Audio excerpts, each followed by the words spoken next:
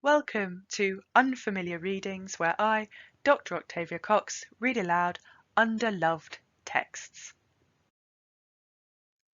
Jane Austen, The Beautiful Cassandra, written between 1787 and 1790.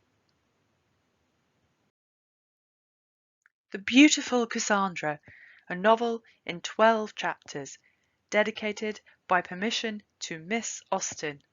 Dedication. Madam, you are a phoenix. Your taste is refined, your sentiments are noble, and your virtues innumerable. Your person is lovely, your figure elegant, and your form majestic. Your manners are polished, your conversation is rational, and your appearance singular.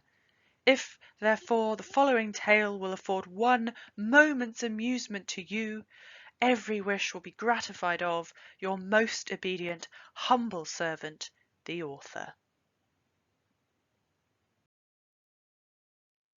Chapter the First. Cassandra was the daughter and the only daughter of a celebrated milliner in Bond Street. Her father was of noble birth, being the near relation of the Duchess of Blank's butler. Chapter the Second. When Cassandra had attained her 16th year, she was lovely and amiable, and chancing to fall in love with an elegant bonnet her mother had just completed, bespoke by the Countess of Blank, she placed it on her gentle head and walked from her mother's shop to make her fortune. Chapter the Third. The first person she met was the Viscount of Blank, a young man no less celebrated for his accomplishments and virtues than for his elegance and beauty. She curtsied and walked on.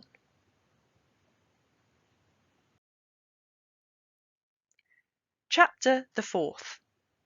She then proceeded to a pastry-cook's, where she devoured 6 ices, refused to pay for them, knocked down the pastry-cook, and walked away. Chapter the Fifth. She next ascended a hackney coach and ordered it to Hampstead, where she was no sooner arrived than she ordered the coachman to turn around and drive her back again. Chapter the Sixth. Being returned to the same spot of the same street she had set out from, the coachman demanded his pay. Chapter the Seventh. She searched her pockets over again and again, but every search was unsuccessful. No money could she find. The man grew peremptory. She placed her bonnet on his head and ran away. Chapter the Eighth. Through many a street she then proceeded, and met in none the least adventure, till on turning a corner of Bloomsbury Square she met Maria. Chapter the Ninth. Cassandra started, and Maria seemed surprised.